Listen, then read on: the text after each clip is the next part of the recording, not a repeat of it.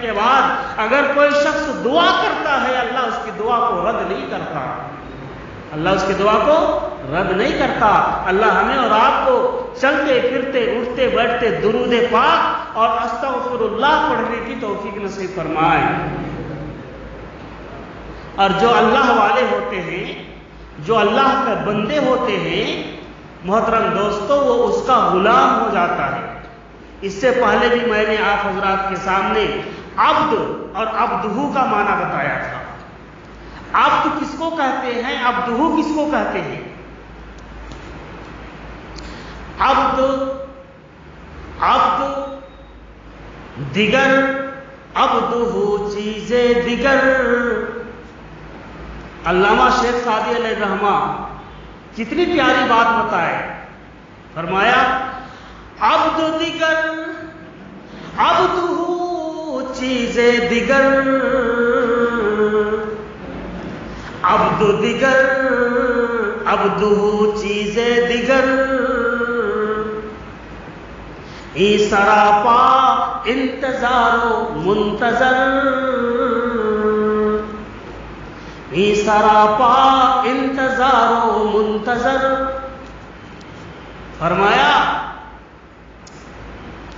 جب کوئی کسی بندے کو اللہ کی معرفت مل جاتی ہے، اللہ کا پہچان نصیب ہو جاتا ہے، تو اس کا دل نور کا محور بن جاتا ہے۔ سبحان اللہ، اس کا دل نور کا محور بن جاتا ہے، اس کا دل روشن مارتا ہے، روشنی اس کے دل سے روشنی نکلتی ہے، نور نکلتا ہے اس کے دل سے۔ اور جب اللہ کا معرفت مل جاتا ہے، اللہ کی پہچان اسے مل جاتی ہے، تو وہ بندہ کا مقام بہت اونچا ہو جاتا ہے، بہت اونچا ہو جاتا ہے۔ تو فرمایا عبد کامل اسی کو کہتے ہیں، فوجد عبدا کاملا، فوجد عبدا کاملا۔ فرمایا جو عبد ہوتا ہے اور عبدہ جب ہو جاتا ہے تو وہ عبد کامل ہو جاتا ہے۔ فرمایا سبحان اللہ۔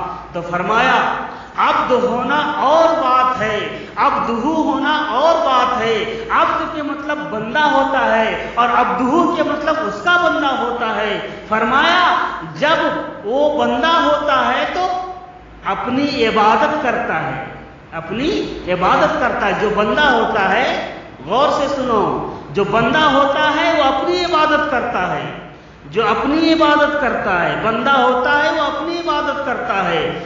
اور جو عبدہ ہوتا ہے، اس کا بندہ جو ہوتا ہے، اس کے بندہ جب بن جاتا ہے تو اللہ تعالیٰ اس کی عبادت کو تسلیم کر لیتا ہے، اس کی عبادت کو تسلیم کر لیتا ہے، اس کی عبادت کو مان لیتا ہے کہ یقیناً تو نے عبادت کی ہے۔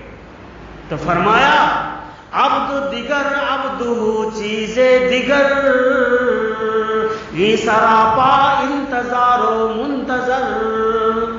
فرمایا کہ ایک بندہ جب عبادت کرتا ہے مطلب دعا کرتا ہے، انتظار میں رہتا ہے، آج میں دعا کیا ہوں، میری دعا قبول ہوگی۔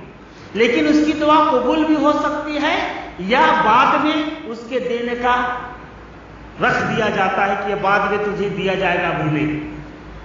لیکن جب اس کا بندہ عبادت کرتا ہے، اس کا بندہ جب عبادت کرتا ہے تو اللہ تبارک و تعالی اس کی عبادت کا انتظار کرتا ہے، اس کے ہاتھ اٹھانے کا انتظار کرتا ہے۔ اے میرے بندے تو بتا تیری رضا کیا ہے، خودی میں ڈوب کر خودی میں ڈوب کر اپنے کو کر بلند اتنا، خودی میں ڈوب کر اپنے کو کر بلند اتنا کہ ہر تقدیر سے پہلے خدا خود پوچھے بتا تیری رضا کیا ہے، بتا تیری رضا کیا ہے۔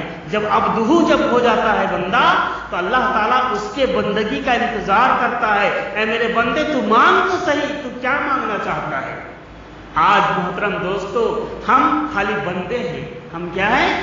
بندے ہیں، ہم بندے بن کر کے رہ گئے ہیں، اس لیے ہماری عبادت ہمارے سروں سے اوپر نہیں جا رہی ہے۔ جس دن ہم اس کا بندہ بن جائیں گے محترم دوستو، جو ہم ہاتھ اٹھا کر کے مانگیں گے اللہ ہمیں دینے کے لیے تیار ہے۔ تو اس کا بندہ کون ہوتا ہے؟ اس کے بندے بننے کے لیے مردوں نے بھی دوڑ لگائی، عورتوں نے بھی دوڑ لگائی، اور جس نے دوڑ لگائی اللہ اس کو مل گیا، اللہ کو وہ پا لیا۔ جب اللہ کو پا لیا تو محترم دوستو دنیا کے اندر انہیں جنت دکھائی دیا۔ دنیا سے بیٹھ کر کے، زمین پر بیٹھ کر، فرش پر بیٹھ کر عرش کا نظارہ کرتے ہیں وہ لوگ۔ اللہ ہمیں ایسی عبادت کی توفیق نصیب فرمائے۔ ذرا زور سے بولو، زندہ دلی کے ساتھ بولو بھائی، آمین بولو۔ اتنی قیمتی بات بتا رہا ہوں، آپ لوگ سوچتے ہیں امام صاحب آتے ہیں ایسی بکنا شروع کر دیتے، نہیں، اس کے لیے بہت سارے کتابوں کا مطالعہ کرنا پڑتا ہے، بہت ساری کتابیں پڑھنی پڑتی ہے، دماغوں کے اندر بیٹھانا پڑتا ہے، تب کہیں جا کر کے 2 الفاظ میں آپ کے سامنے بول پاتا ہوں۔ تو کم سے کم آپ میرا حوصلہ افزائی کریں۔ اللہ تعالیٰ ہم سب کو اس کا بندہ بننے کی توفیق نصیب فرمائے۔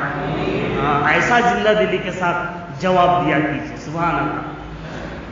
تو فرمایا جس عورت نے، جس مرد نے اللہ کو پانے کے لیے دوڑ لگائی ہے، اللہ اس کو ملا ہے، اللہ کو پایا ہے وہ۔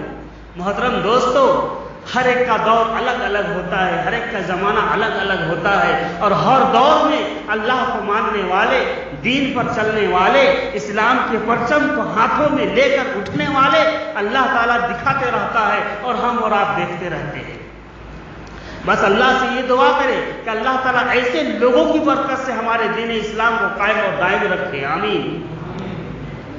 فرعون کا زمانہ تھا، فرعون کا زمانہ تھا، فرعون نے اپنے آپ کو خدا ہونے کا دعویٰ کیا۔ جو معدہ پرست لوگ تھے، جو پیٹ کے پجاری تھے، ان لوگوں نے فرعون کو خدا مان لیا۔ پیٹ کے، ہم اور آپ پیٹ کے پجاری ہیں نا بھائی، پیٹ کا سوال ہے، جھوٹ بول سکتے، پیٹ کا سوال ہے، چوری کر سکتے، پیٹ کا سوال ہے، فلاں کام کر سکتے، یہ ہم بولتے ہیں۔ اسلام یہ نہیں بولتا۔ اسلام بولتا، اسلام کے لیے نہ تو پیٹ دیکھتا ہے، نہ تو کسی اور کام کو دیکھتا ہے۔ اگر تو حقیقت میں اسلام کا بندہ ہے، اسلام کا بیٹا ہے، تو اسلام کے لیے اپنا پیٹ کی قربانی دو، اسلام کے لیے اپنی سر کی قربانی دو، اپنے بیوی بال بچوں کی قربانی دو، وہ مانگتا ہے اسلام۔ اور یہی وجہ ہے کہ سیدنا ابراہیم خلیل اللہ علیہ السلام کو اللہ نے خلیل اس لیے کہا کہ خلیل کے مطلب دلوں کو چیڑ کر کے گھسنے والے کو خلیل بولتے ہیں۔ تو حضرت ابراہیم علیہ السلام کے دلوں سے گزرتا ہوا اولاد، باپ کو چھوڑ دیا، کنبہ کو چھوڑ دیا، بیوی بچوں کو چھوڑ دیا، بچے کی قربانی مانگی اللہ نے۔ حضرت ابراہیم علیہ السلام نے اسماعیل کے حلق پر چھری چلا دیا اور کہا کہ پروردگار عالم، تیری رضا کو پانے کے لیے میرے دل پر چھریاں چلتے ہیں تو چلنے دے، میں باپ کو بھی چھوڑ سکتا ہوں، بیٹے کو بھی چھوڑ سکتا ہوں، وطن کو بھی چھوڑ سکتا ہوں، یہاں تک کہ معصوم بچے کے حلق پر چھری بھی چلا سکتا ہوں، لیکن پروردگار عالم ہم تیری رضا چاہتے ہیں۔